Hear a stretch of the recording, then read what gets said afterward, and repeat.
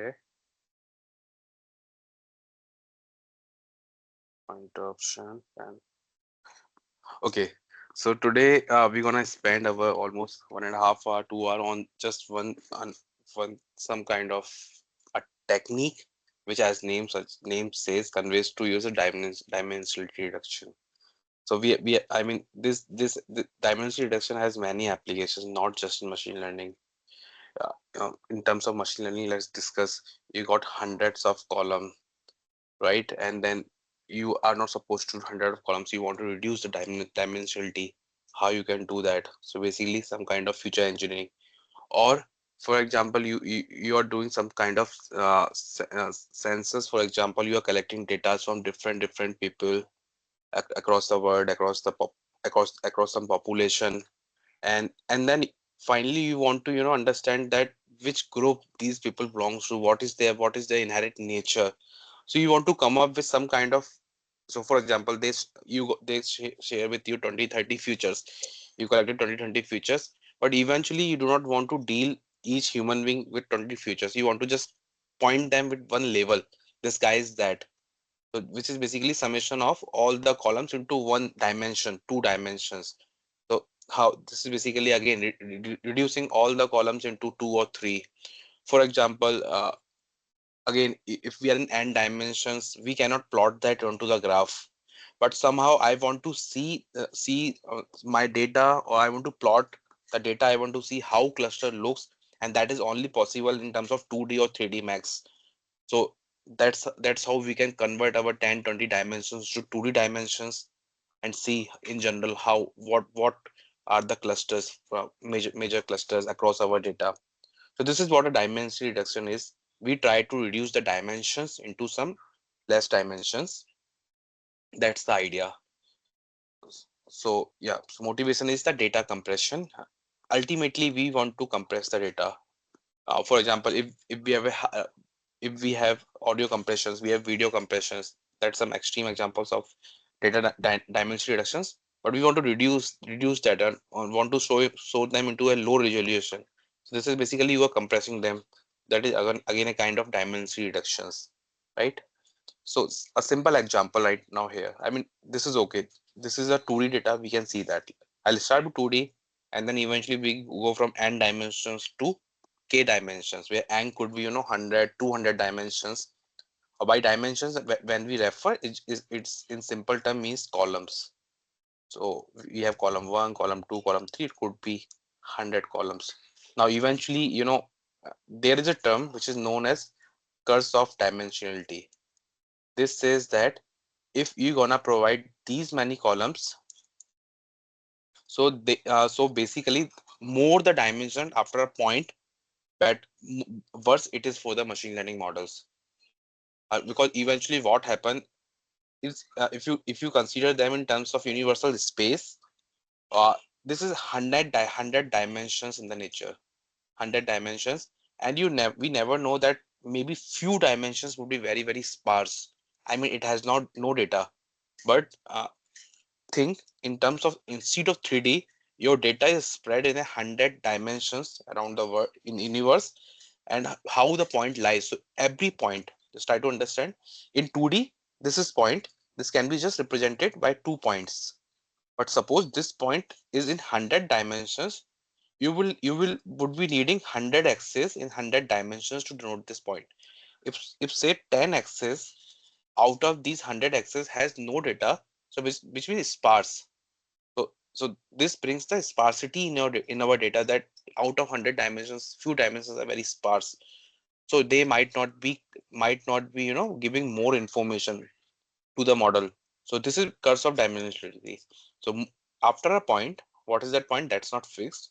But after a point, when we start increasing the dimensions, so to say features, this will instead of helping us, will start making the models bad. So therefore we need a dimension reduction, first thing first. So idea is that, can we do something that instead of 100 dimensions, we bring it into k dimensions, where k is always less than 100, and majorly say 20 to 30 columns. So what exactly should be taken care of, that we gonna see. I mean, we cannot just say that okay, take I mean, that is something else. When we say take 20 columns out of 100, that is again a dimension reductions. But here you straight away pick the 20 columns out of 100 based your analysis experiments with running models by random forest, etc. But in dimension reductions, we're gonna see that 100 dimensions converted into 20 dimensions, but these 20 dimensions would be taking care of all the informations coming out of 100D that we're gonna see. But before, so this is just a gist how this works. We're gonna see that. So suppose take an example. This is a 2D data and we want to convert into a 1D. So how we can just convert 2D data into a 1D? So I mean, these are the points. What we do, we assume instead of x1 z1, there exists some coordinate system. There exists z1, and we project all the points to the z1, right? So finally, what it will become, this one, sorry.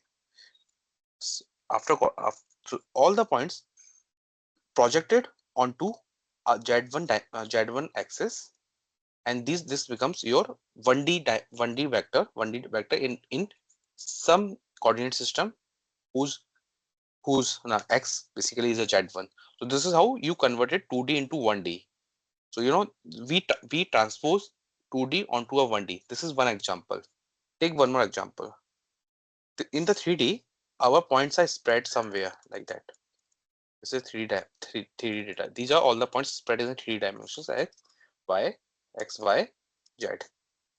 Can we bring, similar to z1, can we bring some kind of plane in z1, z2 coordinate system?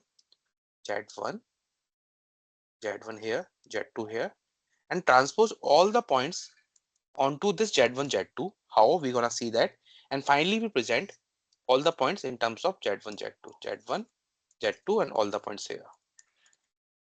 So idea which now we get is that it's about projection. So we need to understand the technique, how we can project our points onto some other what I can say basis vector, for example, or other coordinate systems. Or basically, idea is that eventually what I want to capture the information. I mean, whatever the information coming from these points, this point is saying me that, okay, I belong to this future 5 centimeter and 5 centimeter here. This is the information coming with this point. And this is again, say 7 centimeter and 6 centimeter. Same information with respect, if they want to have some relationship or they want to have some understanding between each other, the same information can be acquired with a just one factor, Z1. So this is 4, 5, for example. So in this slide, the only thing need to know is the projection. Now how we do projection, that we're gonna see that. So let's go to the next slide. Yeah. So it's the same thing. Example 3D to 2D, all the points spread. You need to come up with some kind of plane, and all the points will be projected on that. Projection is always perpendicular. So finally you got a plane. This is the plane. Sorry, it's a plane, and this plane we can represent here, Z1, Z2. So this means the information which was coming from, say, this point x1, x2, x3, the same x1 now can be represented in some other coordinate system of Z1, Z2 just by this information. So this we able to visualize that how we can see the 3D converted to 2D. Now, but we want to deal with the greater scales. We want to convert 100 dimensions into 20 dimensions. We cannot visualize that, but we need to understand. So consider this data. So say we got this data. We have the GDP, per capita GDP, Human Development Index, life expectancy, poverty index, mean house income. Now we want to see this. We cannot plot somewhere. We can plot either two of that, but eventually we want to come up with some dimensions that we can represent Canada, China, India in just 2D. This implies that we want to convert this data into some 2D data. Only thing which we need to make sure is that whatever the information coming from all these columns should be come by the 2D in some other coordinate system. So for example, so if we convert that into some Z1, Z2, now you can able to plot. So for example, China, eh, or the high economic countries like China, Singapore, India, in these dimensions, if we could have plot them into n dimensions, they would have been closer. These would have been closer. Similarly, when we able to convert them into 6 dimensions to 2 dimensions, we will find that these high GDP countries, they would be closer. They would be closer in the Z1 Z2 coordinate system. This is basically, again, and remember, we are dealing with the unsupervised. Unsupervised is all about grouping and clustering. So ultimately our goal is to cluster the rows data points into the common niche, common cluster. So here the information which is coming from 60, the same information would be coming from 2D. This is our goal, and this is one of the again motivation that why it is how it can help us. So data visualization, of course, if we are able to reduce into Z1 Z2, this means that we can able to visualize that. Now you might ask that what is Z1, what is Z2? So that's something you cannot straight away say what is Z1 Z2, but Z1 would be some kind of pattern 1, which is visible, or which takes care of the countries. For example, high GDPs countries, China, India, Singapore. Suppose there might be a factor about which might be taking care of poverty. So for example, GDP, per capita index, human development index, these futures are all almost pointing to the same pointer, same pointer to the countries. So they so even Z1 should be self-sufficient to take care of these futures. So Z1 is nothing but the representation of, say, the 3 columns into just 1D. Now life expectancy, power index, mean household income, these are also related. So in general, if in general, in the most of the villages, if you see, if there's a high poverty index, the life expectancy of the adults would be lesser. So they are somehow related. And what pattern is getting captured in the 2D, Z2 is keep taking care of those factors. So just by reducing from 60 to 2D, you practically or technically you are able to combine them into one future here, 3 4 columns into second feature here. So basically the latent aspect of these features covered into Z1, latent aspect factors of these covered into Z2. But what are they? That you cannot do that. For that, there is a concept known as factor analysis that we're gonna see, not gonna understand. But factor analysis basically club all such future into one Z1 Z2. So factor analysis helps you depict or shows that I have created Z1 and I have considered Z1 as the combination of GDP, per capita, and human development index, right? So this is how that's the goal. Convert them into high dimensions to low dimensions. Benefit is that future engineering, instead you were training models on 50 futures, now you are training models on 2 3 4 futures, and each future is taking care of inherently taking care of multiple futures of the data, right? Yeah, and data compression, data visualization, these are the pros.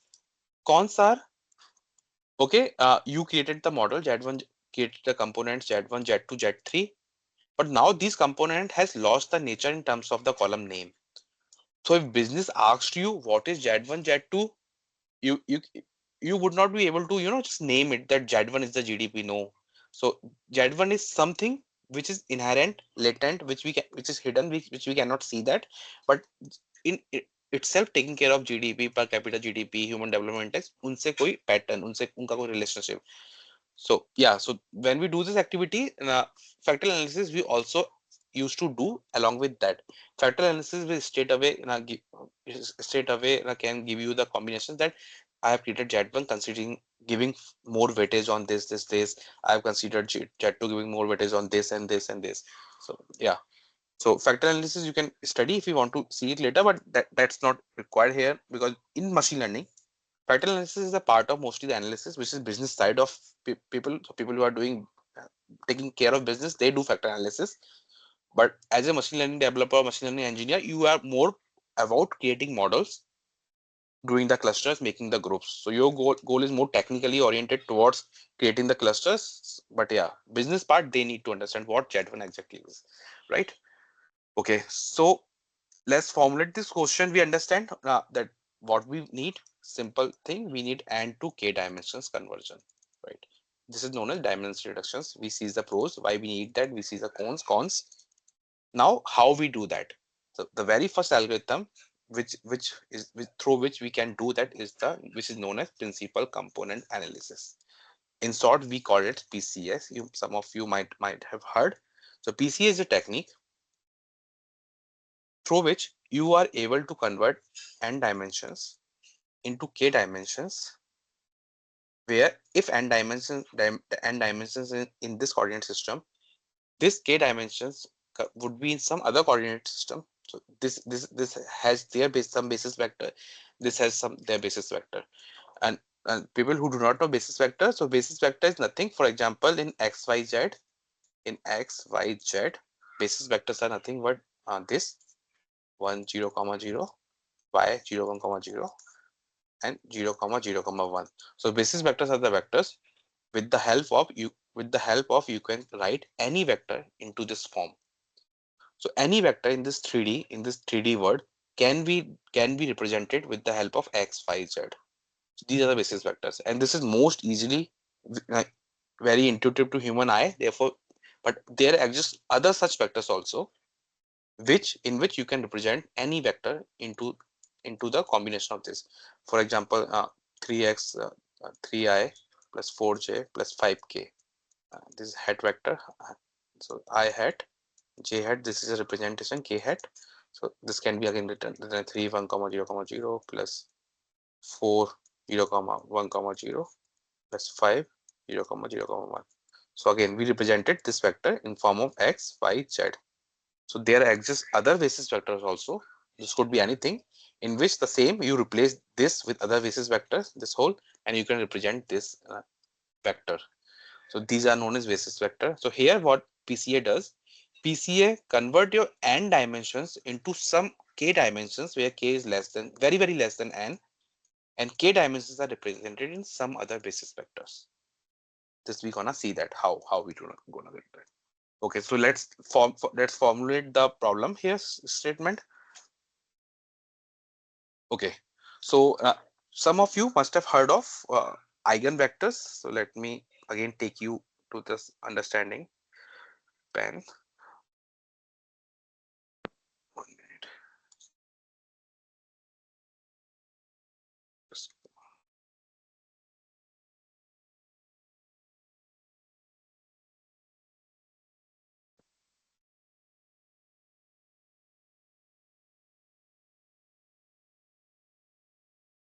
1 minute. Sorry. Yeah, perfect.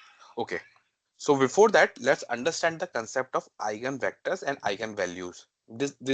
So this gonna help us how to create PCA, right? So eigenvectors are nothing. Eigenvectors are the basis vector itself. You can say. So what it says that if there is some matrix, name it A, I multiply this matrix with some vector V. So this matrix, so basically these matrices are nothing but the transformations.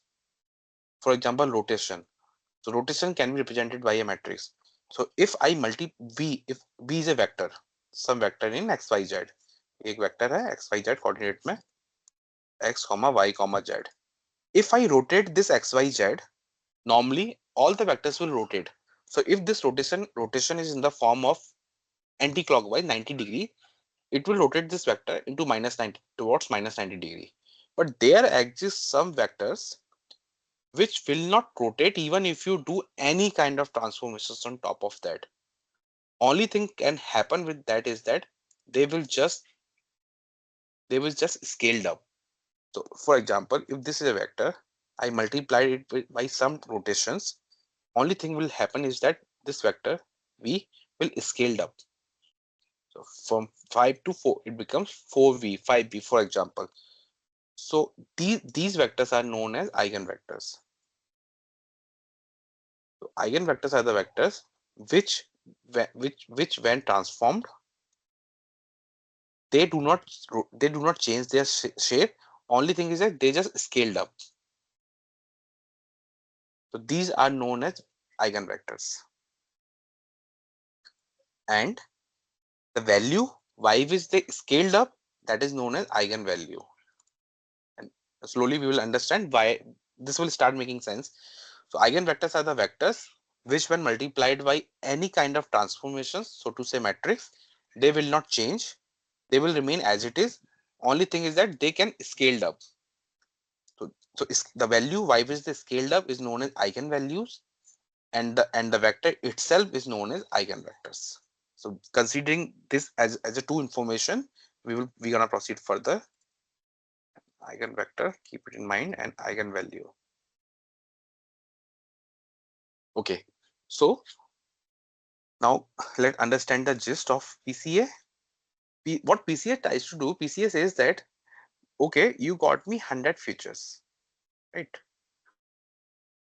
So my goal is that this is column 1, column 2, column 3, column 10. So my goal is that if somehow I am able to project these columns into some other coordinate system, I just need to see which, if I project them, which columns or group of columns retain their information. So the goal is about capturing the variance. So for example, take an example. If I got math, this is student 1, student 2, student 3, maths के number, physics, just 2 papers. Physics, what I see, out of 100, 89, 90, 89, 90. Maths, 70, 44, 80. Now, even if I include physics in, just try to understand the gist and this will make sense. If I consider physics, physics has no information to contribute here. By just taking physics as a future, you won't be able to decide which student has done better. They are all close. So this column has no information, right? However, this column has information. Why? Because it has high variance. I mean, these are very close. So variance are very less. So when less variance, it means no information. Here you see 44 is the lowest, 80 is the highest. The mean standard deviation is very, very far. So therefore, this column has high variance. High variance means, in simple term, more spread. So you can see the spread is huge from 44 to 80. So therefore, this column has more information. And you can now you can understand. If I just give you this column, you will say all students are good, all students are same. So no information getting captured. So you cannot comment on students, and students are the data points, for example. But when you get the maths data, you are able to see, okay, which data point has you basically relatively now you can order S3, S1, S2, right? So this column has future. This is what PCA tries to do. PCA says that I I want to convert them into some coordinate system, sorry, some other dimensions with different basis vector, so that I am able to capture the columns which has more, more variance. More variance you captured, more information you get. So for example, मेरे पास 100 columns हैं. If I converted them into 30 columns and I see these 30 columns itself taking care of 95% of the variance, then why would I need rest 70 columns? Did you get my point? So somehow, if I convert them 100 columns into in such a way into some k dimensions, that I am able to capture 95% of the information which is coming from this data, then my goal is done. Rest 70 futures is just contributing 5% of the information. For example, here 1%, where only 1% of the spread. So this column is in the part of last 70 columns, 5%. This is not this is not required to me. This one is required. Similarly, out of 100 columns, the one which is giving me more information that are required to me, right? So if I just keep 30 columns or 40 columns, or basically I would say n k columns whose variance they able to capture 95% of the variance. It depends on the need, but 95% of the information we are capturing, we are good to go. We will say okay, uh, first 30 columns able to capture 95% of the information, we are good. We do not need to see 70%. I mean, if I even I include 70 columns into that, it will just give me 5% of the information. My model will not learn with 5% of the information. So that's the goal. Convert n into k column, k dimensions, where k dimensions itself taking care of 95% of the information. And when I say information, just remember this maths example. Maths column is giving you information that which data point is relatively how. Physics column is not giving you information. So that's the goal. Now we will see how we gonna do that. How we figure out that okay, you tell me that okay, n to k, this is what we need to convert, reduce, but how we able to find that which column has the variance? So that's we gonna understand. Now next goal is to how to reach k, or how to decide k. So for that, what we gonna do that? So I mean this is very simple. In this slide, we will end this algorithm. First, we will try to understand the covariance matrix. Covariance matrix very simple. If this is C1, C2, C3, Cn column, covariance matrix just says that how C1 has the relationship with the C2, what how C1 is doing with respect to C3. For example, if C2 is increasing, does C1 also increases, or does C1 decreases, or no effect? So basically what we do, we will make C1, C2, C3, here also C1, C2, C3, and we want to capture their variance. So covariance is is nothing but the variance of the same matrix. So if this matrix is denoted by X, so what we do, we will calculate the variance of X transpose X. So so for example, C1 with C1, it is nothing but the variance. C1 with C2 is the covariance of C1 and C2. So first of all, we create a covariance matrix. So intuition, let decides the intuition. So covariance matrix says that, suppose same example, physics, chemistry, mathematics, English, which column, which feature has what relationship with maths. So for example, if the students, if they are performing well in physics, are they performing well in maths also? Or if people performing well in chemistry, how about maths? So basically, initially we are trying to make relationship among columns. So that's the first goal. So this is nothing here, is just pure mathematics. Covariance matrix does that for us. It gives us the variance, and variance, higher the variance, better. So if I am able to see that physics the variance with the chemistry is more, so this is what I want more information. So first take covariance, create a covariance matrix. We will name it covariance matrix, COV. And after then, what we do, we use the concept. This is first thing. We use the concept which is known as singular, and some of you must have heard of singular value decomposition. Again, this is no machine learning, nothing. This is pure mathematics. What value decomposition does? Singular value decomposition decompose your matrix into three. It decompose your matrix into U, sigma, and V transpose, and I'll try to explain that thing. Raj, maybe Yeah. just before going ahead, Haha.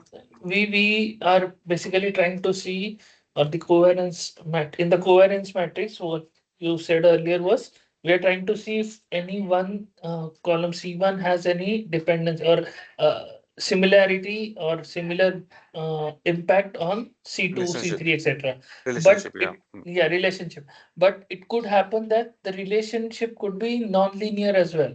In that case, we cannot say that they are have creating same output, or First, tell they me, are what do you mean by non-linear here? So uh, yeah. So let's so clear for this doubt. example, I think we have seen this in the previous also. So for example, if the area of the flat is the thing, and there are two columns, area in square meters and square feet, they'll have linear relationship with each other, right? Hmm. But let's say if two columns are one is square meter and then other is, for example, price itself. Then for smaller apartment there is it is not, but for example, for smaller values, for smaller up or upper values, there is low or the same linear relation of the other column. For the middle values, it goes exponential or linear or whatever else. And then for the later values, again, it goes linear. Such kind of uh, relationship can be there between two columns. Then do we say those are covariant or those are in relation or not? Yeah. So I got your point. So this is very, so basically what now what you want to see is that there are some columns. Some columns would be exponentially, for example, increasing, or some might be increasing, or so their scale might be different. Yeah. So this point it will come ahead that Okay. before applying covariance matrix or before applying PCA, we have to scale all the columns. So we have to bring them into same scale, right? So for example, But if whatever relation between two columns exists, they it need to exist from top to bottom, right? It cannot vary in between, is what my question is. top to bottom means, So, for example, let's say I have 100 entries in the column, or huh? in general, I have 100 entries. For Hmm. first 40, the relation or the relationship between two column is linear. Then for from 40 to 50, it goes exponential, and then from 50 to 100, it goes again linear. So, do we then say No, these two columns are covariant or not? no. So I got a point. So here we are not trying to capture whether the relation inherently what is the nature. Uh-huh. It's just pure covariance calculation over the column. So how we Okay, over calculate, the how So, we, column. yeah, yeah. So this sorry. is what this is what the formula variance. Let me remember x minus mu r upon what? Uh, so variance is the SG square. So basically all the columns x minus mu r and इनका square. This is what variance is. So Mhm. सब में से उसका mean निकाल के and then summing up that all, and it Okay. happens for all the columns. Eventually So, these are linear values. Yeah, Kritar. sorry. So maybe Pratik, what I understood is uh, there is no functional relation or there is no mathematical relation between those values inside the Mhm. matrix, but Mhm. rather just from like isolated data point of view, we just evaluate the mean and the standard That is okay. deviation, Mhm. and then just maybe transform that raw data or the raw matrix into a covariance and a covariance matrix. So there is no, I mean, we are not trying to establish the relation, so it can Yeah. be any random data, and Yeah. So just using some statistical tools like mean on variance or some standard deviation or yeah. something. So variance covariance is not a property of points. It's not Okay. the estimator. It's not a point estimator. It's the property of whole column. Yeah. Yes. Yeah. So for some it is increasing, decreasing. That's not our concern. We just need Mhm. to take all column and then calculate the covariance among that. That is it. Okay. Okay. Understood. So eventually, on a high level, we want to see if marks are physics is increasing, do we also have high marks in chemistry Mhm. overall? So because we want to deal overall. Yeah. So if one point has some other relations internally, that's okay. We want to Okay. see on a high level. Okay. Okay. Understood. So Yeah. right now let's, I will go with the slides only. Let's keep two things in the mind. What is covariance? So it's now clear, and then we will come to this how we do that, how we do single value decomposition. But before that, I want to let's see some more examples. I will come to this slide later. PCA x2. Suppose again we are onto the x1 x2. These are the points, and we want to we want to convert it into one dimensions. For example, so what we can do? Tell me if let's come to the better example. If I draw some line here and we projected these points, this is just projections. This line how we appear, I do not know, but and then we call that as Z1. So this Z1 will become this point here, this guy here, this guy, this guy here, and this guy here. So these becomes a kind of 2D to 1D conversion. Now what happened, instead of this Z1, I would take, so guys, you are with me? I mean, if with this I take Z1 is here, so what will happen? See, this point here, this point here, this point here, this point here, this point here. So between these points, let's write it here. This, this, this, this. This is Z1, and this is also Z1. Which one has higher variance? This guy, because here. Yes. So I tried to show you how we select a Z1, appropriate Z1. If I would have selected Z1, I would have, my information would be this much only, less variance. But if I would have selected Z1, this Z1, and then my variance is huge. So I'm trying to capture more information. So this is something like 89, 90, 88, 90, just for example. And this is same information, but if we are able to capture more information. So what I try to convey, it's just made a decision that how you converted 2D into 1D. If you convert 2D into this way, you are not able to capture, you are not capturing more informations. But appropriate choosing of Z1, I mean this one, you are capturing more informations. So this we need to achieve, that which Z1, Z2, Z1 or Z1 dash we need to choose. Goal, high variance. For example, if you want to choose from 6D to 3D, first three first three which has the highest variance, so high information, right? This is the goal. So let's rewrite that. Reduce from 2D to 1D, find a direction onto which to project the data so as to minimize the projection error, right? Reduce from n dimensions to k dimensions, find k vector, or when we are doing from n to k dimensions, onto which to project the data so as to minimize the projection error. So this we're gonna see that. Again, take 2D example. uh, this is not important. Same thing. Okay, let's come to the steps. And x1, x2, xm, m are the number of rows. This is your data looks like x1 row, x2 row, x3 row, xm, column 1, column 2, column 100. So these are features, and we need to reduce from 100 to some k dimensions. Our criteria is k is not fixed. K is we want to capture 95% of the variance or the information. First thing, as you mentioned that some columns this column could be in the range of 10 raised to power 5, 2.1 into 10 raised to power 5. However, this column could be just 0.6, 0.7. So if we calculate covariance on these numbers, these numbers will straight away disappear with respect to 10 raised to power 5. So what we do, first of all, we will reduce them, or we will make them into the same scale. So this is known as future scaling, normalization. So you bring them within the same scale. How you do that is very simple. Calculate the mean of all columns individually and subtract it. Replace each xj with xj minus uj. So for example, this the 0, 3, 5, 1 minus 1, 2, 1000, 1500, 1600. So the mean 2538 divided by 2, 9.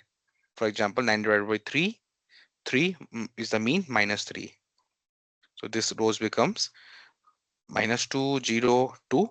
Similarly, mean of these 2 divided by 3, which is 0.6, minus 0.6 from here.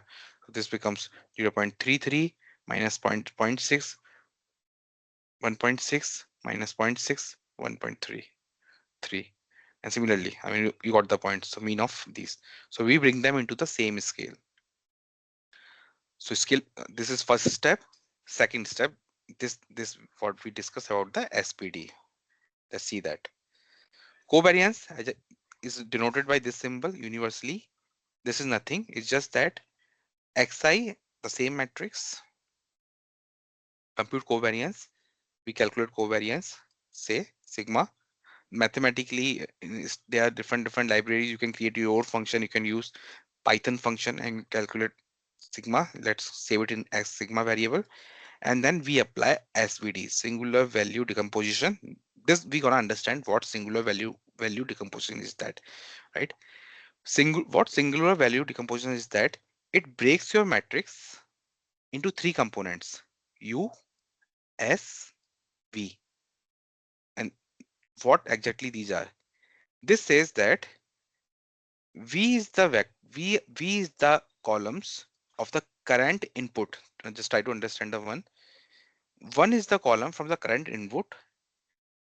They got scaled and converted into some other coordinate systems, their column. This is what SVD is, singular value decomposition. You decompose their covariance matrices into three components entity. These are entities are nothing but the input space in the current XYZ coordinate. For example, if in the 100 dimensions coordinate, S is nothing but how much they scaled. So basically the eigenvalues, unka vectors, and U is the output space, which are the dimensions in the form of Z1, Z2, Zn, right? So so if you want to go very depth into SVD, we need to even, yeah, I need to go how SVD works, but that's not the scope. Only thing is required is that how SVD do. SVD breaks your input space and give you the output space. So for example, if in XYZ coordinate, your vector lies here, and if we apply SVD, what SVD will do, SVD will calculate the eigenvectors. It will take the top eigenvectors whose eigenvalues are higher. So if we go technically, this eigenvalue says the whose variance is higher, their eigenvalue will be higher. So that's the internal work of SVD, and then it will convert this XYZ into some vector in Z coordinate system, which we do not know, Z coordinate system. This is what SVD does. So it simply takes covariance matrix आपका और उसको break कर देता है. This is your input space, scaled values, eigenvalues, and your output space. Now what we will do, again it will convert 100n into 100n, right? So this is your converted U vector. हमें we just need to deal with U. So this is just the way of writing column. This is column U1, U2, UN. Now each U1 would be associated with eigenvalue 1, eigenvalue 2, eigenvalue n. What we need to do, we need to sum up the there would be some eigenvalue k. We need to consider these many eigenvalues, or these many, this is uk. We need to consider these many columns whose sum of eigenvalues is greater than equals to 95. So this says that you converted your current column space into some Z column spaces here, and you are taking care of first k columns of this system whose eigenvalue of sum is greater than equal to 95%. 95% is the criteria we set. So we want to capture 95% of the variance, and that will end up, right? So this is nothing but the same. You reduce into X and take this moment. So this is same thing. 1% means 99%. So do not go that. Keep it very simple. So what we do, we will take first k components. That is it. We will take first k components, and after these first k components, these first components would be elementary multiplied with your x, and that is it. You will get the first Zn, and if you take first k, Zk. So Zk is nothing but your Z1, Z2, Z3, Zk. So let's revise again. What we do, we got this whole row 1, row 2, column 1, column 2. This is our X. We calculate covariance matrix, and then we first step, second step, we put SVD on the covariance matrix. SVD breaks it into three entities. These entities are known as U and V transpose. This is your input space. This is your output space. This we need to deal. And this thing is nothing but scaled up values. Eigenvalue 1, eigenvalue 2. Eigenvalue 1 is corresponding to U1. Eigenvalue 2 is corresponding to U2 till UN, right? Suppose we decided that first K eigenvalues it is coming out to be 98% of the variance. So what we do, we take first UK components here and we multiply these first UK components with our X. So what will happen? These first K components, after getting multiplied by here, we will get the ZK, which is nothing. What exactly this is happening? We are transposing our X space into output space. This is output space, right? As I mentioned, output space. So we are on this column, multiplication column, nothing but transposing this into output space. The way we did it here in the 2D systems, if these are the points, somehow I able to capture this line, then we transpose them, we put them here. So same concept we are applying here. After doing that, we will get finally a ZK, and these ZK is nothing but the top K components known as principal components, which are capturing 95% of the information of your data, right? Sometime what could happen, even first 5 columns are able to capture 95%. So then you are able to reduce your 50 columns to 5 columns. So it just depend Uh, on, yeah. yeah, Raj, sorry, one question, if you Hmm, can go to that. yes, So please. after we perform the SVD and then in the output space vector, uh, okay, where is it write up which you Here. we are no, the one which you Okay, wrote right now. okay. So Okay. first we calculate covariance over No, no, X. yeah, no, that my question is, uh, after the U matrix is developed, we are Hmm. taking 95% or the 99% of the highest one. Thereby, we are reducing the number of rows or columns from N to K. But why are we? What happens if the variance is higher after, let's say, in this case, U1 to UN, but let's say if we start from U5 or U8 and until UN, like why are we taking it only from the first two then? So is that we check it from the first to the nearest 95%, or the variance could be higher in after the second or third or nth row also, right? N It minus could, one row yeah, maybe. yeah. It anyway it could be higher. So this is not the order. So we need to capture first K eigenvalues whose sum is greater than or equals to 90, right? Yes, so it need not be that we start from the U1 or U2, right? So it can be let's say after U7 or U10, for example, and then until UN, if the variance is let's say 90% or maybe higher than 90, so the columns what we can reduce is much higher, and it's still we Yeah. have able to capture the variance which is the requirement. Yeah. So basically arrange the respective columns with respect to the descending order of eigenvector one, which is this S matrix, right? And then choose the corresponding U1s, right? So Yes, yes. so it's PCA, the first K components. So basically the first K components in the order of higher to lower, and choose Higher that lower. one, Okay. higher to lower. Okay. Okay. Yeah. Okay. And then the second question is, let's say the new matrix or the new Z component which we developed. So how do we ensure that the coordinate or the basis where which got transformed? So is the most optimized one. So is it coming As from yeah, this? yeah, coming from SPD.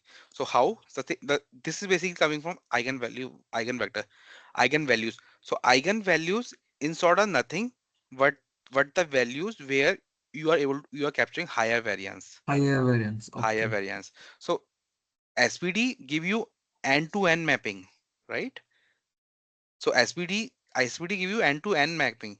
You are choosing those Z1, Z2 components for which variance are higher, right? So इसने तो 100 dimensions था, it converted, give you 100 dimensions. Now you are Yeah. choosing those 30, top 30, for which the variance are higher. So it's just same as, capturing either this line or this line, right? In a 2D. So for here, the Yes. point we discussed, these are the points, for example. So these are points. We If these are points, you could choose. So suppose you could choose this. This is sub JAD component. Let's name it JAD A. So इस पे अगर हम देखेंगे तो variance, all the variance lies between this area, right? This much. Yes. Now you could have choose some JAD B component. JAD B component looks like somewhat here.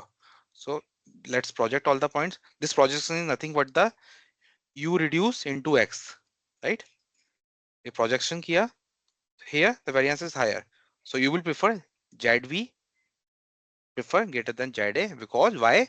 Because the variance of ZB was more than variance of ZA. So इसलिए that's why we take first K components for which the eigen value 1 or the variance is higher, and we suffice as per the need.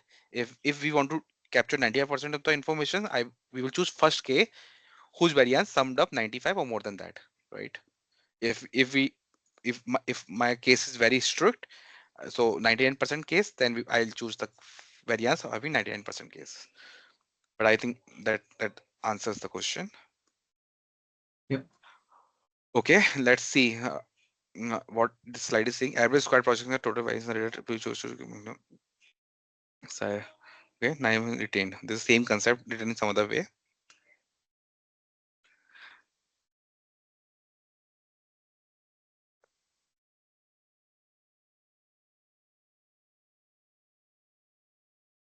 Okay, before coming to the advice.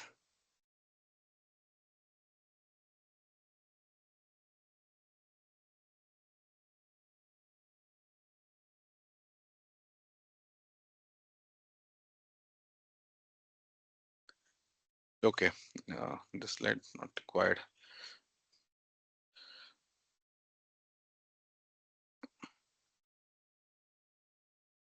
Okay, so coming to this thing finally, so if you are training a machine learning model, for example, you try random forest. So random forest, it's okay. It's random forest taking care of by itself depends on trees taking care of the best root node with the help of Gini index or information gain. So that's okay. But for example, if we are working on some linear regression and we have 100 columns, so there are multiple techniques you can apply. You can apply multicollinearity. So you try multicollinearity, which just depends on the correlations. You are able to reduce a few columns you reduce. So if so first thing first, PCA is a dimensional reduction technique.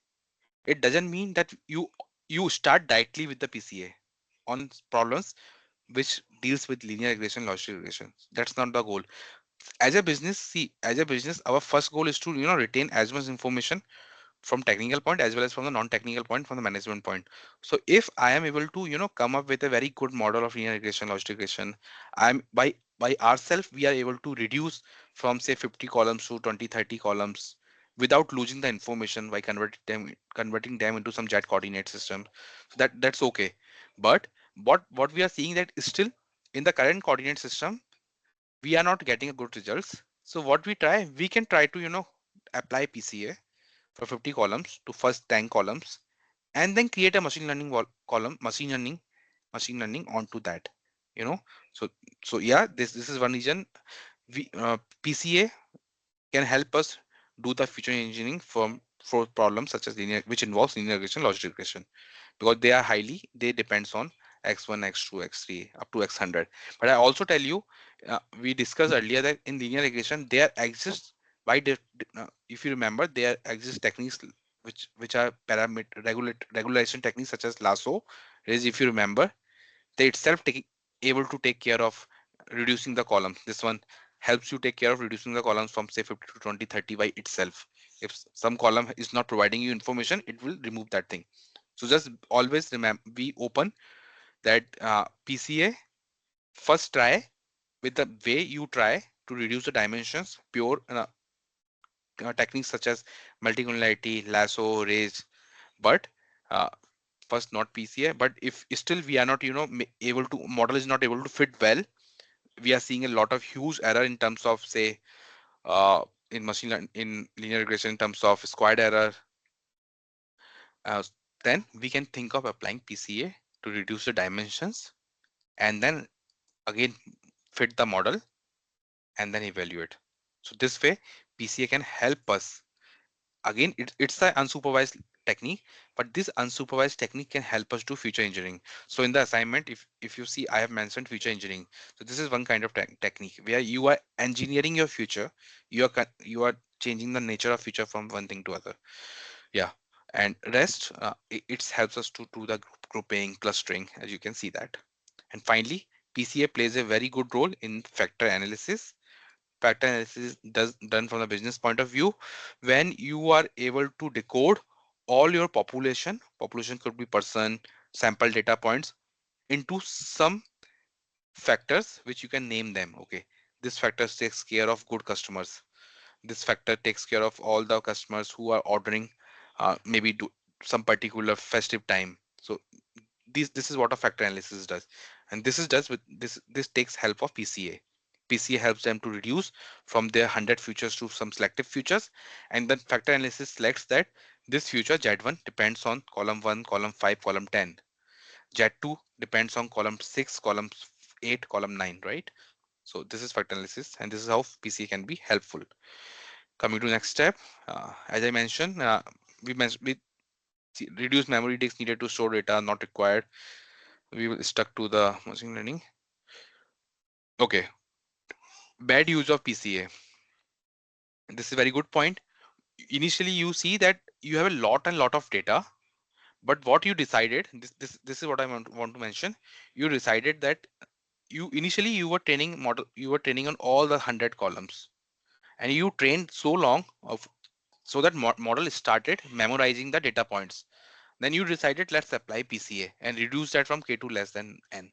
So this is not right. So initially never apply PCA because PCA is a technique.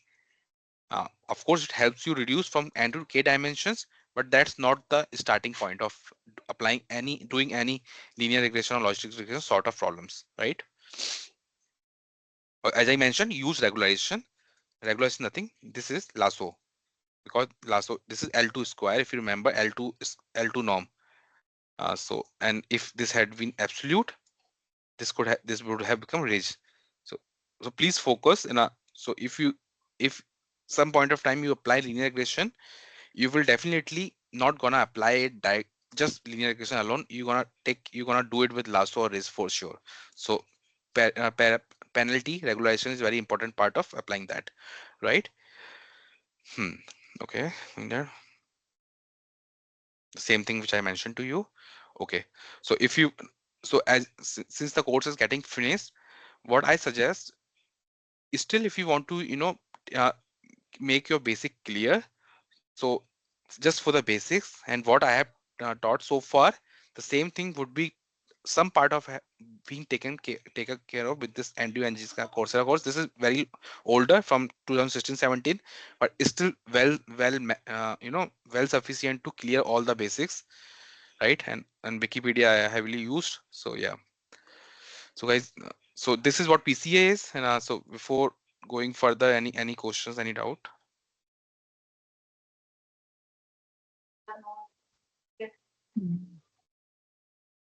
So, is it possible you to like maybe after the break just go through it once again? It's not in Yeah. detail So like we yes, have done earlier. Just summary of the steps how to summary. achieve that, right? At least means we get like bits and pieces in between, but just the sequence maybe. Yeah. Yeah, It's I'll definitely do that. So what I'll do in the next slide, I'll take the sequence again from the very first starting, making intuitions clear again.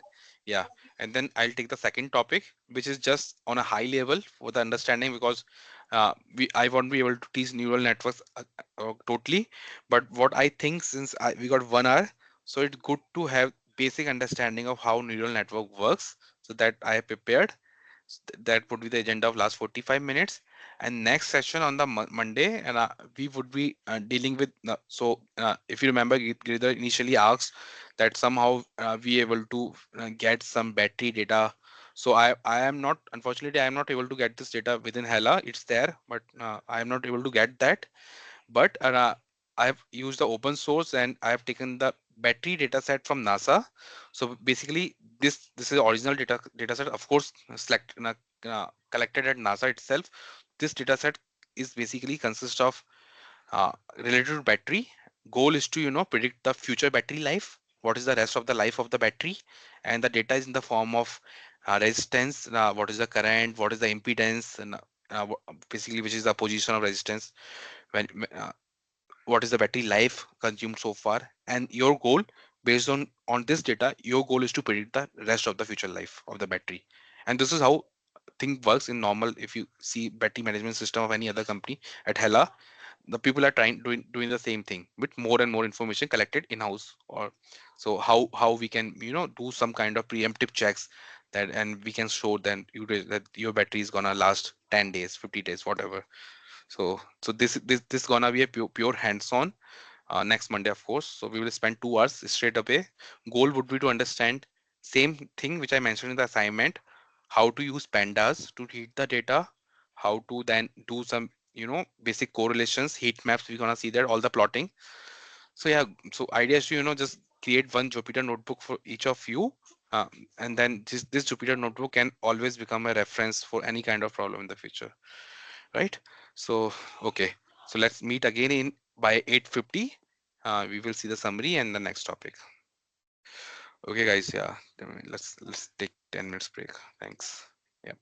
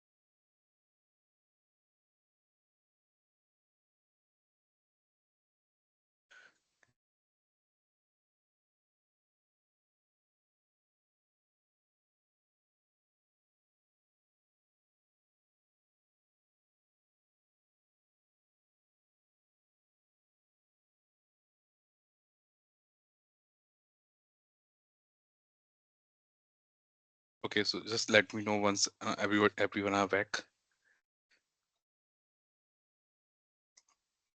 Yes, Okay, we can start. okay, perfect. ठीक है. So let's see a summary of PCA.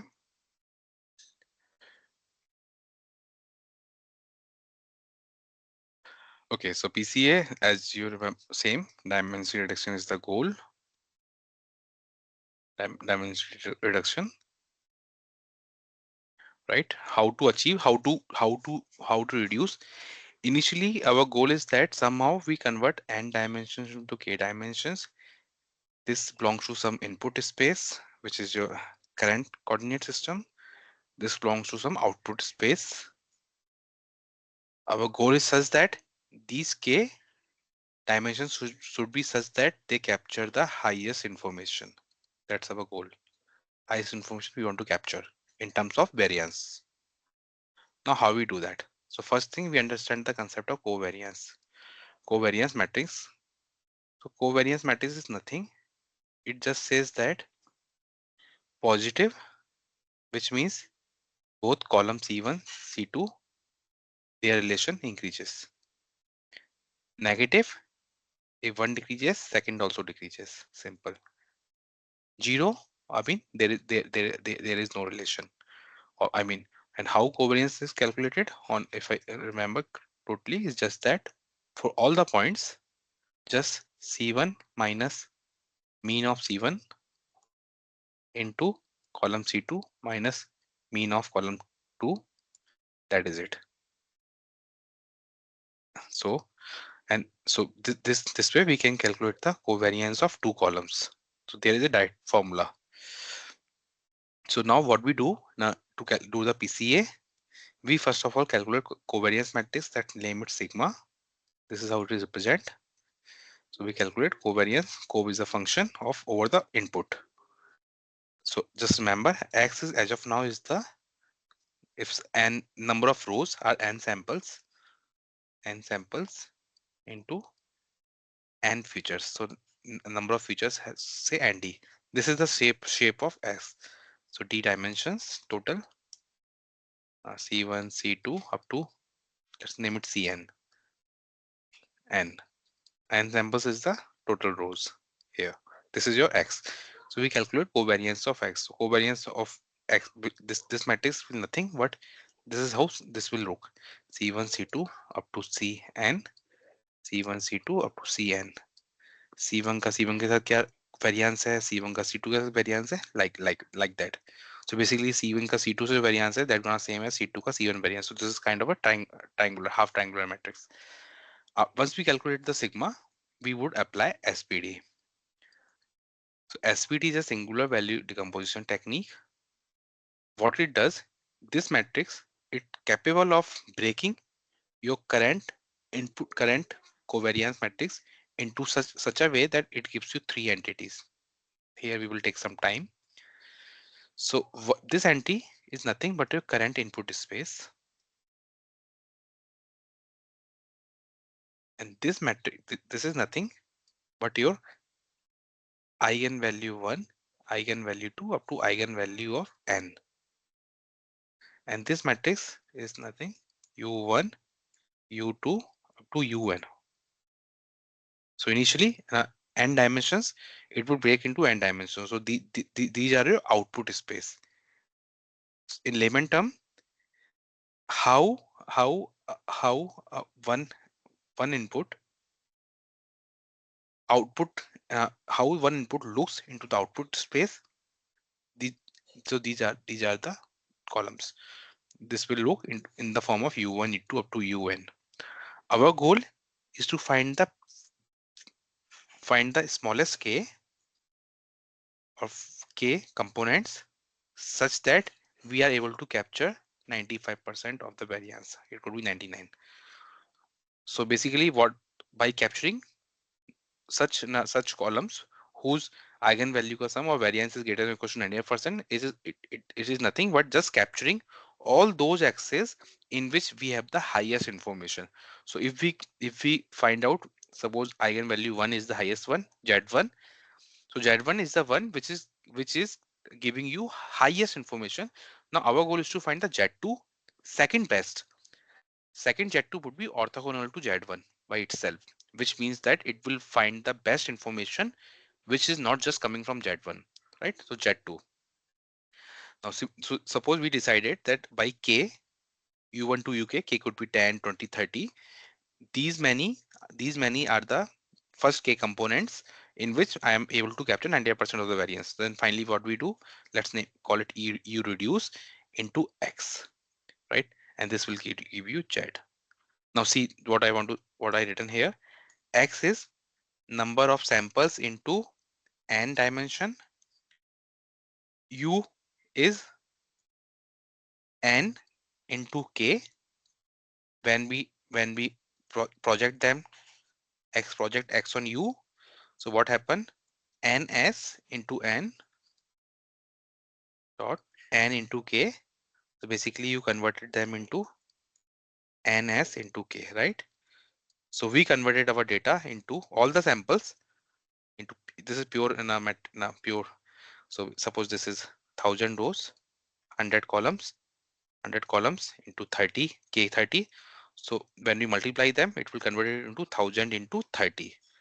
So 1000 into 30 के shape में हमने अपने data को convert कर दिया, right? So we are able to convert our 1000 samples into K equals to 30 dimensions.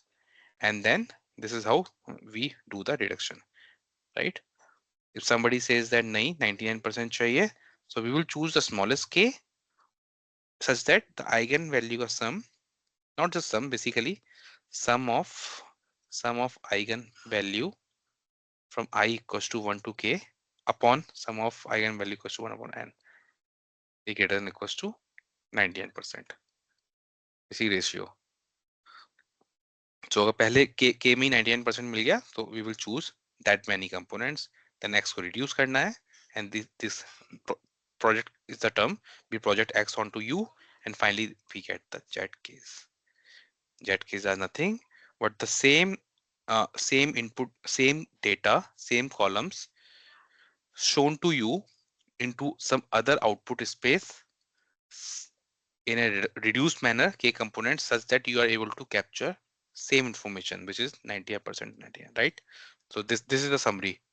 And finally, जब ZK मिल गया, I mean, this is, you can use that in your future as a feature engineered columns or to do the clustering, you know.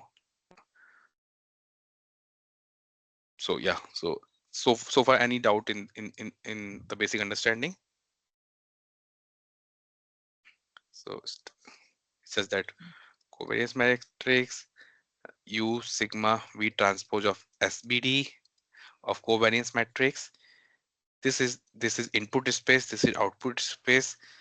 Output space looks like that. U1, U2, again total UN component. These last one will not be contributing much information. So इनका eigenvalue का value would be होगा 0.001.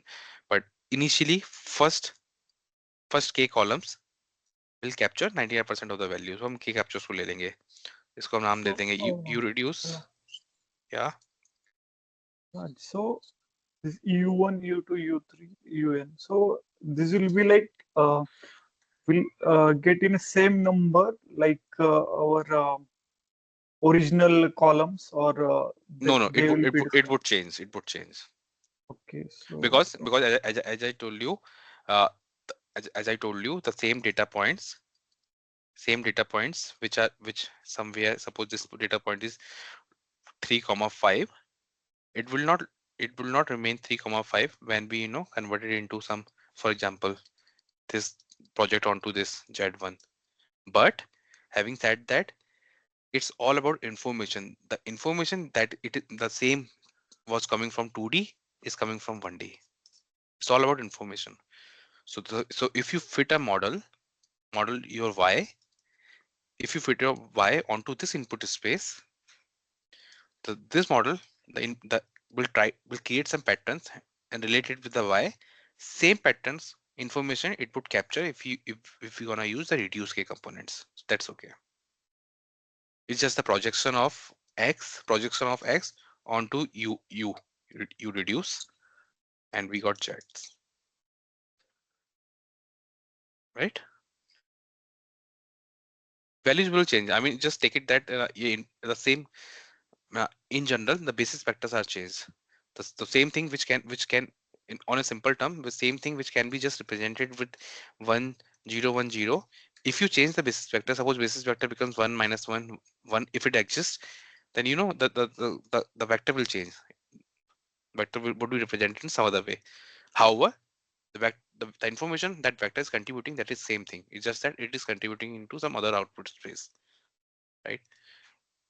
I mean, on a very broad level, on a very but some information which is coming from English, if you convert it up into Spanish, however, the whole language space is changed, but the information which this thing contains is same as the information which contains in the Spanish language. This is kind of a very vague understanding. So space is changed, but the information remains same, and that's why we choose first K components,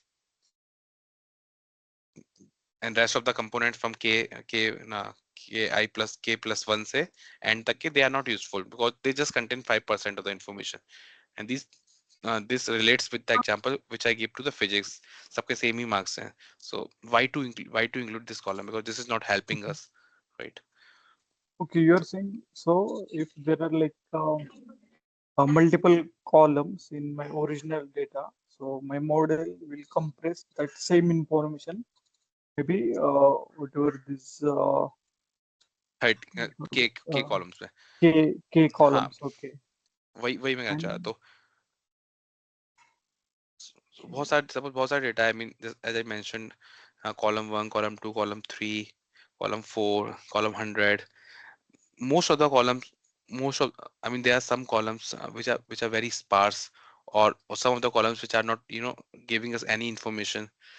But so goal, the goal, if you see with the technical objective, goal is that can can we do something that we can reduce from 100 to 30 columns, keeping constraint, keeping the informations intact.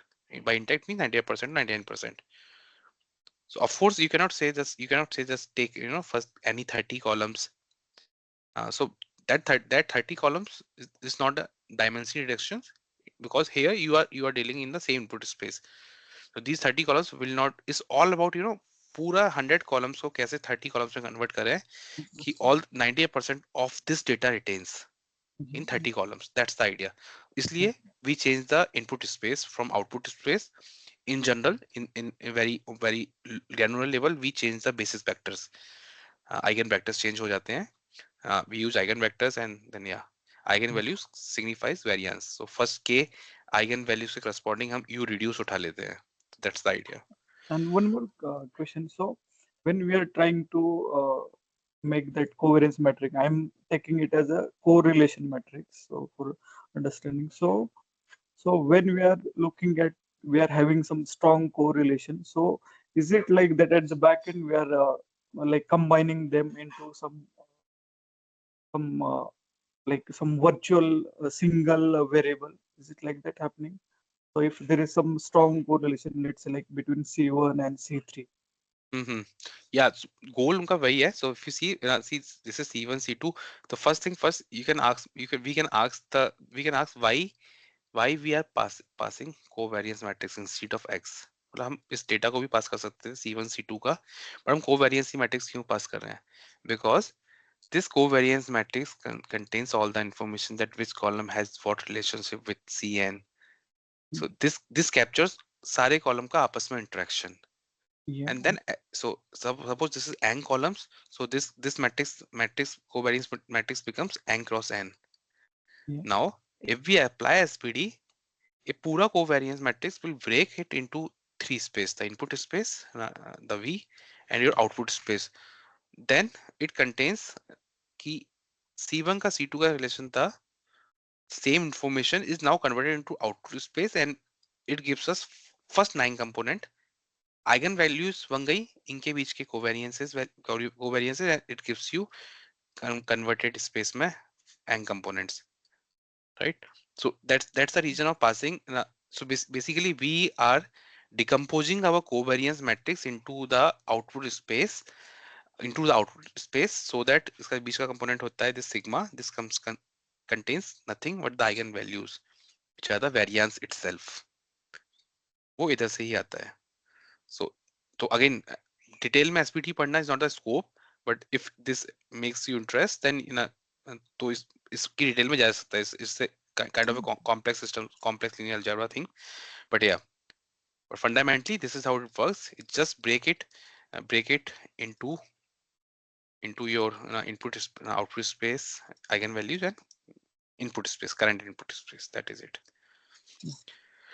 Okay. So, sorry, Raj, one more question. So, if the data inside the original data, no, the vectors what we are trying to convert is in the form of numeric, so we can easily do the covariance. But if it's a text type or some non-numeric type, so Category type, we do some categorical encoding or something. So that you are already doing, right? Converted them into dummy variables, like 0, 1 out encoding, 1 out encoding. So yeah, of course we want numbers. So suppose if one of my column, yeah, please. No, go ahead. So you can explain that. How is it? Yeah. So first thing first, covariance matrix. So this works mostly with the numerical data, right? So if suppose, for example, this works with the numerical data in most of the cases, you can even straight away you can see why. Because if you converted them into some dummy variables, then your data would look like 0, 1, 0, 0, 1, and this is something. So this will not help. So this helps us reduce the dimensions if the data is in the numerical form. Though it can work with that, but generally we avoid, because the variance 0, 0, 1, 0 in this case will always remain 1, whatever you do that. Because if you do 1 out encoding, suppose is gender, so it's male female, so 0, 1, so this is just gonna remain 0, 1, 0. So another column is the salary 10,000, 20,000, right? So 0 will not 0 is just a class here, but this is but covariance matrix will consider it as a number. So if you calculate covariance matrix of this and this will not practically, theoretically it's possible, but this will not help us. So we avoid, so good question. We avoid considering such columns, categorical columns converted into dummy variables while doing this decomposition. So is that the question, right? Yes, exactly. So Yeah. So just to know how to deal with such kind of data. Yeah. So variance covariance applies on numerical data. So it applies on numerical data. So whole idea of applying SVD revolves around applying on the numerical data itself. So then, in the assignment what you have given, I'm recalling that there were again 20 different columns in that training data. So 20 are okay. Yeah. Yeah. But please. Yeah, 20 data, 20 columns or 20 features in that training data. But when I applied the feature engineering to do sort of reduce the number of columns, so that will be on the back end, it would be the same thing, something similar like that. But in that case, what would have been the method? Because you mentioned in most of the cases this will be, because there were 20, and then when it went down to 10 columns, actually it took only the 10 feature. So first thing, why, how you decided to go from 20 to 10? What were the techniques you applied initially? Just for the idea, and then I can answer. You choose randomly, or how is it? I chose randomly. So what did I do is I choose first when I did the data cleaning stuff. So I first did the what is it, like the missing value analysis, and then understand how the data behavior is. Like there are many empty cells and everything. And then when I started removing the duplicates and checking that, I understood that okay, I have to do something like a feature scaling. So okay, when I did the feature scaling, it was asking. So I said, okay, take 50%. So I honestly didn't think how much. Understood. So I mean, decide, but understood. So I mean, for everyone, and either you, I mean, this could be right starting point. So see, first thing first, we need to focus at which algorithm are we applying. So suppose we decided to go with the random forest. So then we should ask with us that do we need reduction of columns, right? The random forest depends on trees. So for example, C1, C2 से लेके C20 the column है, and somehow you remove C10 to C20. Then unfortunately you might have removed the best combination of that tree that should have started from C19 then C10, right? What was the way the decision trees makes the first root node? We decided based on information gain on Gini gain, right? So if we are, so question is that for random forest, removing the column doesn't make sense because you might lose the information. Also, random forest takes care of a subset of the columns, right, by itself. So you do not need to remove columns by yourself if you are applying random forest. So is that point clear? I mean, if you remember, the thing we discussed in the random forest takes decision trees, makes hundreds of decision trees, tree one, tree two, tree three. Tree one, if you remember, can start with say C20th column. Then based on the information gain, it can go with the C1 here. It can go C2 here. This or C3 could be the best combination. Or decision tree can have started with the C10, and random forest by itself sends you a few set of columns. So therefore in random forest we do not need to remove columns, because by removing the column you basically not making the appropriate or fully blown trees. You might have lose the information. For example, this whole line you would not have been there because C20 was removed in your case. This could be the one of the best tree, for example. So I mean, I think this makes sense, right, Gita? Yes, yes, Yeah. So understood this. yeah, but now coming to the same idea which you applied, logistic regression. So yeah, now your ideas will make sense. That shall we go with 20 columns? First thing. So here, what you can do in the logistic regression, I mean, initially, do not do anything randomly. Randomly, do not remove the columns. Why not apply the penalty, the same penalty which we discussed here, some kind of penalty systems, or maybe for example I do by itself I try to remove some columns by doing the multicollinearity. For example, I see there are C1, C2, C3, C20. I calculate the correlation, which is core function. So I see that C1, C2, C3, just for the understanding, C2, C3, C1 to C2 is 80%, 0.8, C1 to C3 is 0.9, and C2 to C3 is zero point 0.9. So even this combination C1 to C2 is 0.8 correlation, which is very high. Anything more than 0.7 is very high.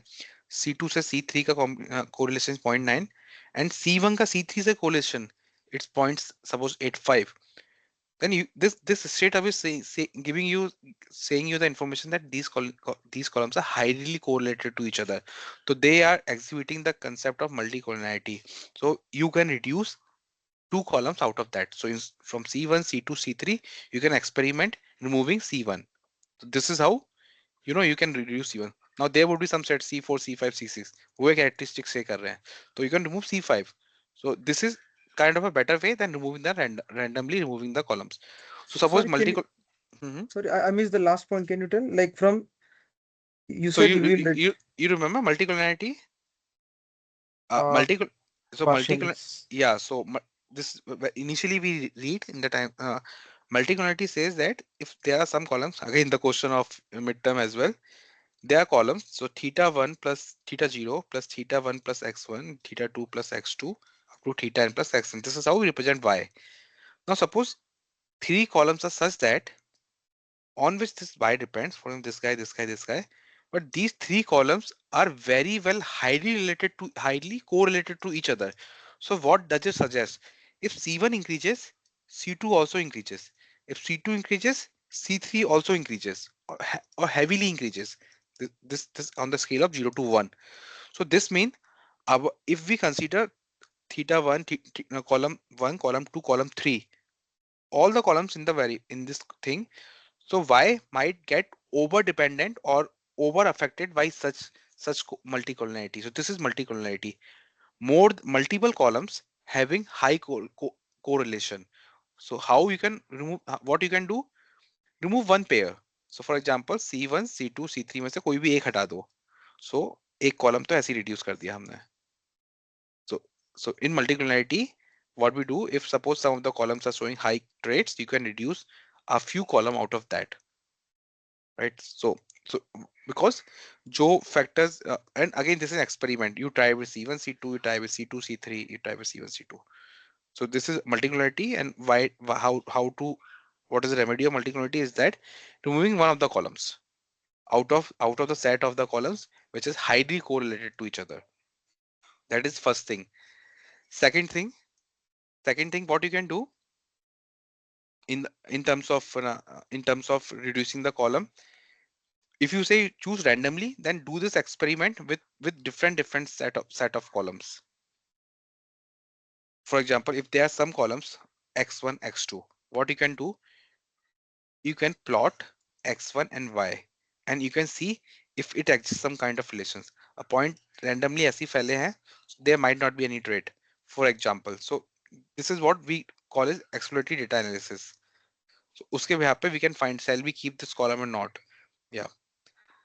So these are some of the points which we can take care of while reducing the columns. So first depend on the algorithm, कौन सी algorithm apply कर रहे हैं.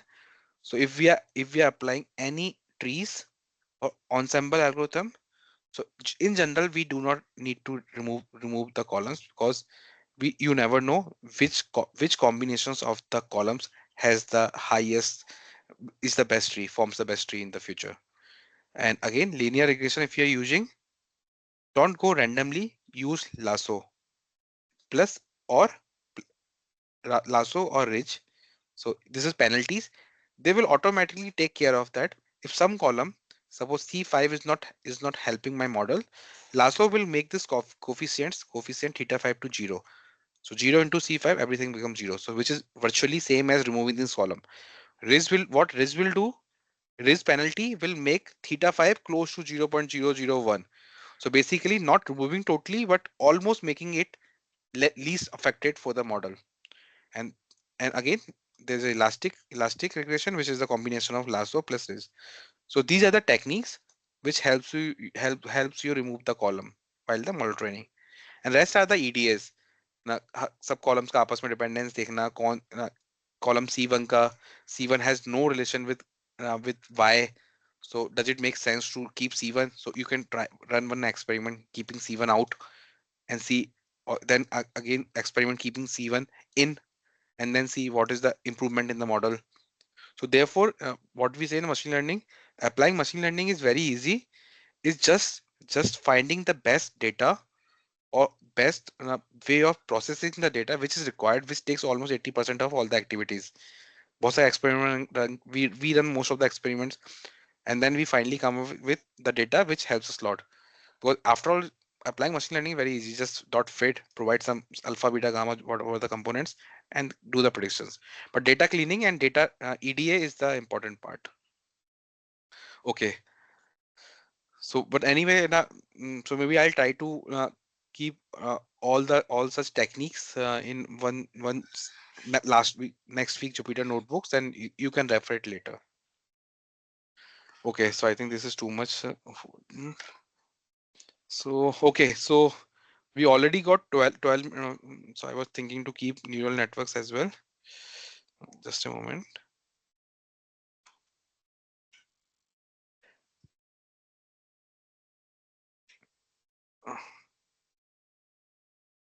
Okay. Okay, guys. So yeah. So I'll just take a brief of neural networks. Neural networks in itself is a very big topic, but maybe just try to form the gist why it was there, why it was used. So we'll keep it very slow and very fast, and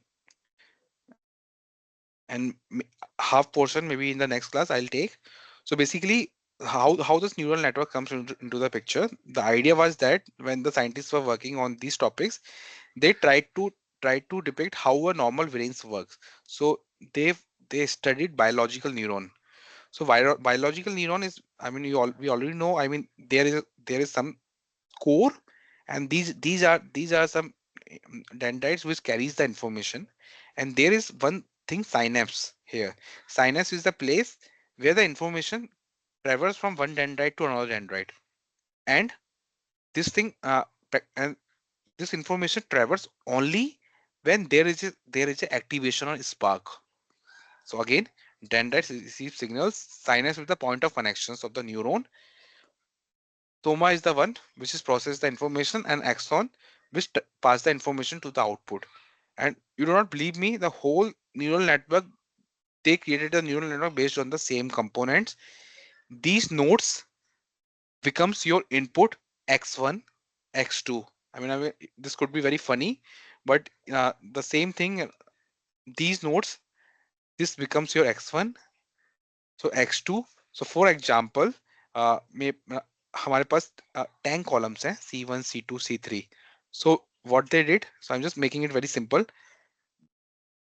ऐसे 10 node बना दिए. Each node will take, you know, c1 का value. तो c1 का value इस रो के लिए इधर आया, c2 का value ऐसा ला दिया. And this is something information. So we do in neural network, then some processing happens here. And then finally in the synapse, the way human neurons says that, is this information worth sending to the future, to the next for the next step? So if there is a spark, in practical spark happens, in artificial term, if there's an activation, we will send this information. The same activation concept was taken from sigmoid. You know, sigmoid is point, if this activation crosses zero 0.5, so there is a spark, and we pass the information to another way. So you can relate how biologically they try to relate thing. So idea was that, now this is how we see some image. So we visualize it, we hear it, and then our nodes get activated, and finally that's a joke, our sense starts working.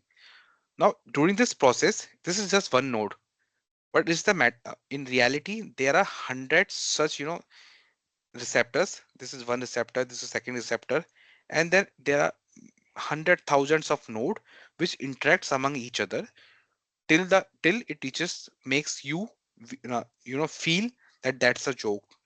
Other, so it's just not the matter of two node that we started laughing on something, or we start feeling sad. It was the interaction of thousands of node internally in the brain, so that we can come up with some consequences or results, right?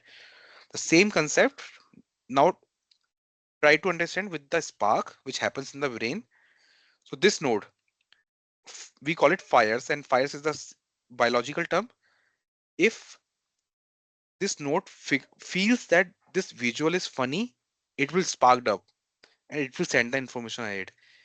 So this node which is responsible for the speech, if this node is sparked up, it means our brain is able to understand that speech is funny. And if this node fires up when we read the subtitles, so reading a subtitle, I mean, even while the time I'm speaking you this thing, some node would have fired in my mind which sees that I am reading a text, and this passes the information. So, you know, and then this node captures all the information, and finally, if any two, just some kind of threshold in the brain, if any two fired up, we can say, okay, that's a joke. You know, this is how human brain works. Based on the same concept, first thing, the very first person was the professor researcher McCulloch Pitts. He created a McCulloch kit neuron exactly based on the human neuron. So what he does, he says that all the input, so what उन्होंने क्या किया कि how the brain perceives, my data will also perceive every input as a node, right? So this is a node. And then what he did, he created a simple function here, and the function was such that if applying this function, he passes some threshold, it means this is sparked up or this node fires. And finally, we output just 0 and 1. So very simple architecture based on is x1 is 0, 1, and then summing up. If the output is greater than or equal to theta, theta is some threshold, we will say this node fired up, and this node is nothing but this node here. And finally, for example, consider this AND function, x1, x2. This mode will only fired up when both are 1. So 1 when sum is equals to 2. So देखो 1, I mean, let's make the table x1, x2, all the combinations, and this is very uh, older work. 1 1 0 0 0 0 0 less than 2, this node will not fire up, so output 0, no firing. 1 0 1 plus 0 less than 2, this node will not fire. 0 1, this node will not fire. 1 plus 1 equals to 2, this node will fire, and that's the output of AND function. So initially he converted all the operation with the help of Pitt's neuron. So these are neurons or function, finally 3D functions. इसके बाद research I perceptron. So they decided, is it necessary that we always took input as 0 and 1? Can we do something that we take values, numerical values as an input? Also, is there any way we can make takes care of this threshold by ourselves? So that becomes the perceptron. Perceptron becomes the second thing closest to the neural network. And here what happened with the input, we also give the weightage, because in the brain also each neuron comes with some weightage which only brain can understand. And then what happened, just a moment.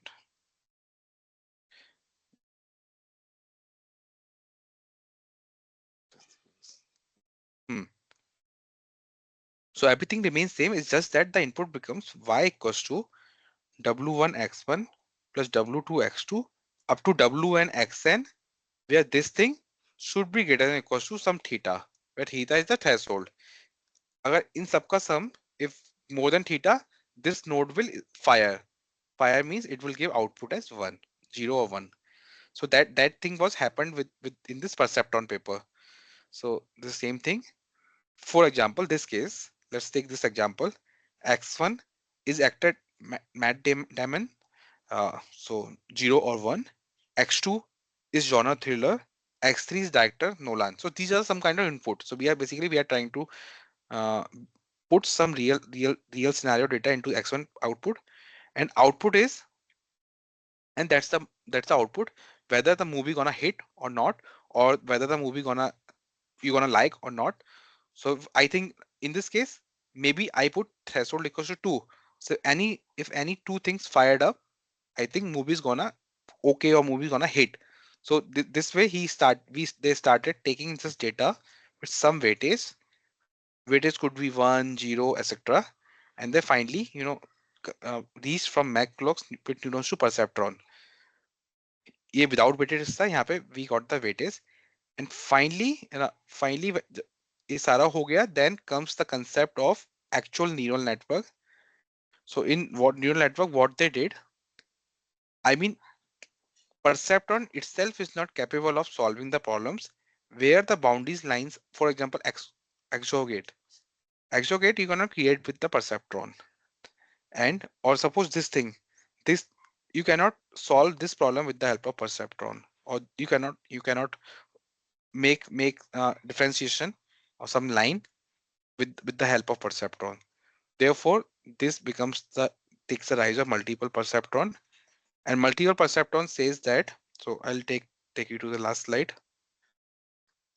So again, this is not a some kind of deep dive, just to give you a last overview. Yeah. So in general, this is how the present day initial basic neural networks look like. So let me tell you. Show you once a moment. And okay. Initial, the very first basic layer of neural networks or basic neural are known as artificial neural networks, and the basic ones are known as full, full forward neural networks. What it does, so basically this is your input x1, x2, some weights are associated. These weights are nothing but the thetas you see in the linear regression. So what happened here, and these are hidden nodes in between. So what it does happen, इस सारा का input multiplied by some weight W1 W2 goes to this node. These are hidden nodes. This Z is nothing but a sigmoid function over. So here in this thing Z1 becomes theta 0 plus theta 1 x1 plus theta 2 x2. Theta 2 x2 are coming from here, and then we calculate Z sigmoid. If this node gets activated, it will go ahead. And finally, they are different layers. And finally, we arrange them together and we get some predictions. So this is how a basic neural network looks like. You pass all your input, there are hidden layers, and then these again hidden layers, and then finally output in the form of say 0 and 1. So in linear logical regression में क्या होता था कि we got y and we got theta 0 theta 1 x1. We apply gradient descent and find the best set of thetas. But here we make them more deep dive. So here we also apply gradient descent. Is just that instead of just theta 1 theta 2 theta 3, we got multiple weights. So every line here is a weight. This is a weight between this and this. This is a weight between this. This is a weight between this and this. All lines are weight. And finally, finally here we do last sigmoid function, sometime tan h, which convert them into 0 and 1. Predictions y hat, same function, loss function logical regression we see. Finally, we do a gradient descent and we update the weight and we pass the next input. And same way, these weights got trained. Only difference is that these weights are huge. They are millions or lakhs of weights in between. These weights try to learn different features of the problem. So these these are meant to solve the problems which are not able to getting solved by just logistic regression or linear regression. We want to understand, or we want to capture more deep dive features, inherent features. So we go with the fully connected neural networks. So this is just an idea. We do not go into that. But then what happened based on fully connected? The researchers came and they make just a moment. So fully forward से वो move कर गए. They started making कि image पे क्यों नहीं लगाते हैं? I mean, why not create neural networks on images? Then उसको उन्होंने नाम दे दिया convolutional neural networks. तो उस इमेज में क्या होता है कि वो इमेज पास करते, they try to understand in individual patches of the images. So for example, suppose there is a face. They try to understand that what is the contour around lips, nose, eyes. So these are the features. So ANN, artificial neural networks, fully forward networks होते हैं केवल structured data के लिए. This is basically we are dealing with finding the salaries, finding whether the mail is spam or not. Convolutional neural networks होते हैं for images when we are dealing with images as the data. And then there is a recurrent neural networks. These are for the languages. For example, sun rises in the, and we want to predict the next word, east. So this comes by recurrent neural networks. And then finally what happened in 2017, there comes transformers, and then everything got changed. All the chat gpts, all the GPT models is based on transformers. So this is another hierarchy. So chat GPTs based on transformer, and transformer is the updated version of recurrent neural networks. So this is the general hierarchy of a convolutional neural networks. Thing started with McCulloch's neurons, then perceptron create hua, and then scientists created fully forward networks like that. This is for structured data. Then some scientists started working on the images, and they created neural networks, which is known as CNNs. So for example, the very first networks was LayNet. So Lay Yakun was the scientist who created a network which is able to capture in the real time 9, 8, 7 digits को वो बता image as a digit, and model tells this is 9. So this was the very first networks. And then some scientists started working into the area of natural language processing. Therefore, they created RNNs, LSTMs. No need to remember. And then finally, 2017 के around transformer आया था, which was a paper published by an Indian. And transformer आने के बाद we see GPTs in almost 2020s, and GPTs are based on transformers. So this is the current scenario era of neural networks and the machine learning which is going right now. So अभी भी major section है. So अभी तक जो हमने algorithms पढ़े, classical machine learning, these are ever time life. This is what ever time running models. They're gonna always work onto the problems which we see in the real life. So these are the crux of machine learning. These problems can be solved by deep learning, but deep learning we are not able. Deep neural networks are the black box.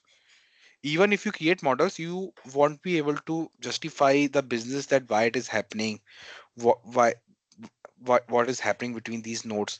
But in classical models like we see in random forest, we can justify the businesses. Then there's a area which works on images. This is known as computer vision, and that's the area NLP, which works on the natural language processing. And finally GPTs, which is generative AI area, in which you create or generate text, which works on into the area of transformers. So yeah, guys. So this is the summary of neural networks, how it started, right? Yes. Having said that, so that's a separate that's a separate I mean subject, deep learning. So when we see deep learning, you remember we discussed earlier, deep learning is nothing but the study of creating neural networks for complex problems. So that's what a deep learning is, and which is a subset of a machine learning. Okay. So yeah, but anyway, so these slides which I created last time, so they are very deep dive. If you if somebody requires, just let me know. For example, in uh, last time the sessions were longer, so I also discussed feed forward networks, recurrent neural networks. So this I am not updated. Rest I have updated. So if somebody wants, I can share how the RNNs etc works. So I mean, if somebody requires, so yeah. So guys, that is it. I think we already passed the time. But having said that, so far we cover most of the algorithms, which only the algorithms which definitely gonna helpful to you, and rest other algorithms are just for the study. So we do not see that algorithm that much coming helpful in the real time. Linear regression, logistic regression, decision trees, random forest, and boosting. These are the most useful and privileged algorithms in the real time in the companies which we are working. That's why I thought of taking these in our sessions. Yeah. So let's meet last week for the last time, and so we're gonna see this Kaggle problem of battery data set, hands-on, and then maybe you can use that hands-on as a reference for the assignment who have not submitted, or update your assignments, yeah, if required. So I think that is Yep, it. sure. Right? It's already too late for everyone. Thanks, guys. Thank Yeah. you. Thank you so Good much. night. Yeah. Bye. Thank you. Bye bye.